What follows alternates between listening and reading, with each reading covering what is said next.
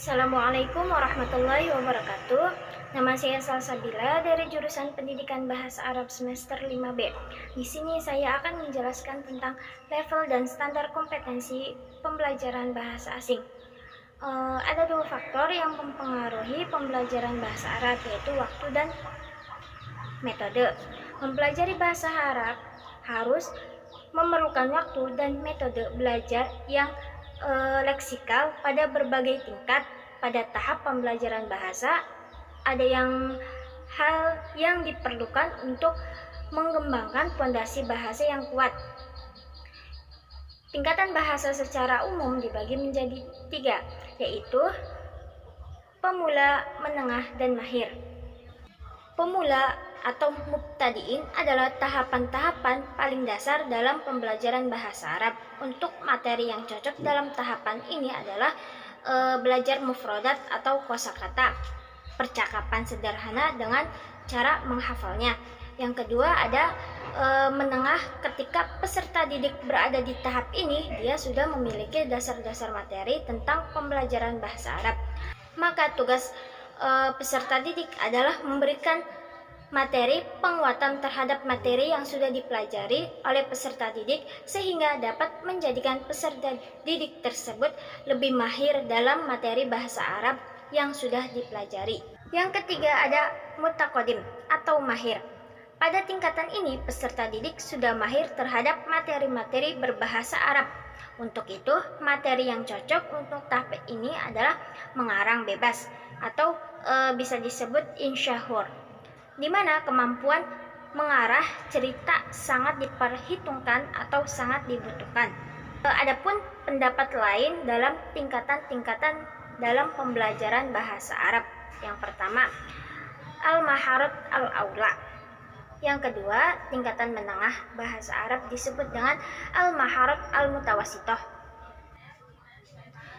Porsi keterampilan bahasa pada level pemula menurut Duaimah pada 1986 adalah istima 40%, kalam 40%, qiraah 15%, dan kitabah 5%. Dengan penguasaan kira-kira sekitar 750 sampai 1000 kosakata.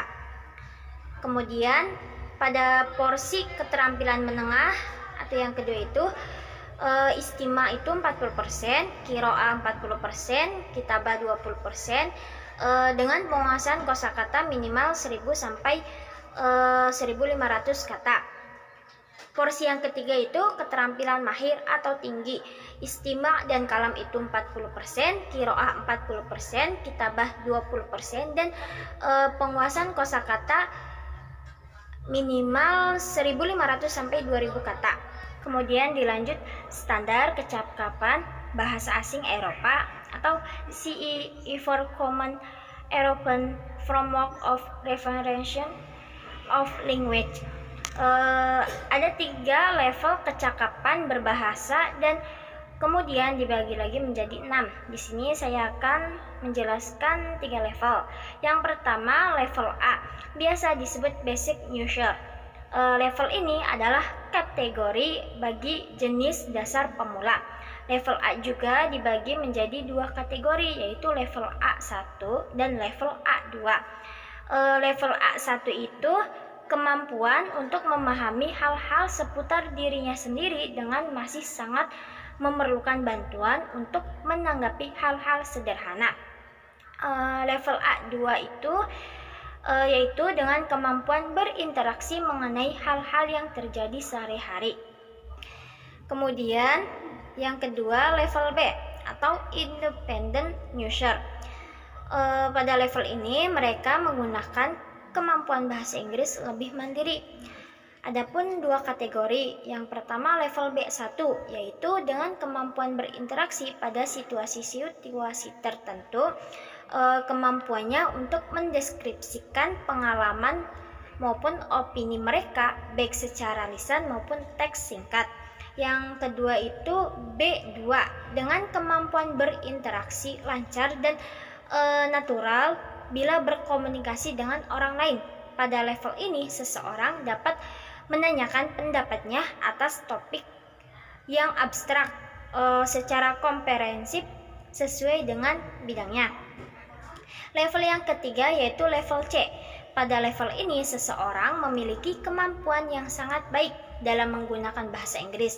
Level ini juga dibagi menjadi dua kategori, yaitu level C1, di mana seseorang mampu berkomunikasi dengan penutur asli tanpa kesulitan apapun, mampu memahami dan mampu membuat karya tulis yang baik dengan standar tulisan yang sangat baik.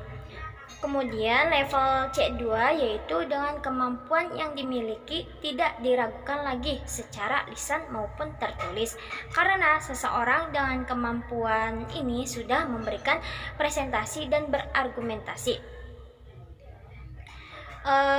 Kemudian dilanjut standar kompetensi pembelajaran bahasa Arab atau standar ACTPL. Standar ini pertama kali diterbitkan pada tahun 1986 sebagai sebuah adaptasi bagi komoditas akademik untuk deskripsi tingkat keterampilan. Untuk deskripsi tingkat keterampilan IELTS dari pemerintah Amerika Serikat. Standar ini juga merupakan gambaran dari apa yang seseorang bisa lakukan dengan bahasa untuk keterampilan. Standar ini merupakan gambaran dari apa yang seseorang bisa lakukan dengan bahasa untuk keterampilan berbicara, menulis, menyimak, dan membaca pada situasi nyata dalam konteks tanpa persiapan atau spontan. Nah, untuk keterampilannya juga pedoman ini mengidentifikasikan menjadi 5 tingkat atau 5 kemahiran. Yang pertama istimewa, yang kedua unggul, yang ketiga mahir, yang keempat madya, yang kelima novice atau pemula. Sekian yang dapat saya sampaikan, kurang lebihnya mohon maaf. Wassalamualaikum warahmatullahi wabarakatuh.